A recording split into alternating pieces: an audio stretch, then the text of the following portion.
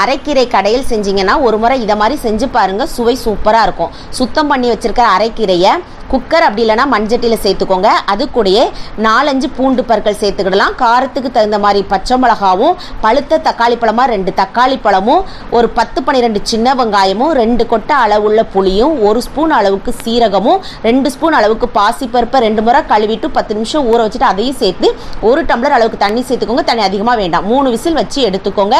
இப்போ நல்லா வெந்து வந்திருக்கும். தண்ணியை வேறொரு பாத்திரத்துக்கு மாற்றிட்டு தேவையான அளவுக்கு உப்பு போட்டு இதை நல்லா கடைஞ்சி எடுத்துக்கோங்க. உங்களால் கடைய முடியலன்னா மிக்ஸி ஜாரில் போட்டிங்கன்னா பல்ஸ் மோடில் விட்டு எடுத்துக்கோங்க. கட்டியாக வேணும் அப்படின்னா நீங்கள் இதிலேயே ஒரு தாளிசம் பண்ணி இறக்கிக்கோங்க. சாதத்தில் ஊற்றி சாப்பிட வேணால் நம்ம இருத்து வச்சுருக்கிற அந்த தண்ணியை சேர்த்து நல்லா மிக்ஸ் பண்ணி உப்பு செக் பண்ணி பார்த்துட்டு இப்போ லைட்டாக அடுப்பில் சூடாக்கிக்கோங்க. இப்போ ஒரு தாளிப்புன்னு கொடுத்துடலாம். 2 ஸ்பூன் எண்ணெயில் கடுகு, உளுந்தம்பருப்பு, வெங்காயம், கருவேப்பிலை, வத்தல், பெருங்காயத்தூள் போட்டு தாளித்து இறக்கி சாப்பிட்டு பாருங்கள். டேஸ்ட் ரொம்பவே சூப்பராக இருக்கும். கண்டிப்பாக ட்ரை பண்ணுங்கள். அப்படியே சப்ஸ்கிரைப் பண்ணிடுங்க.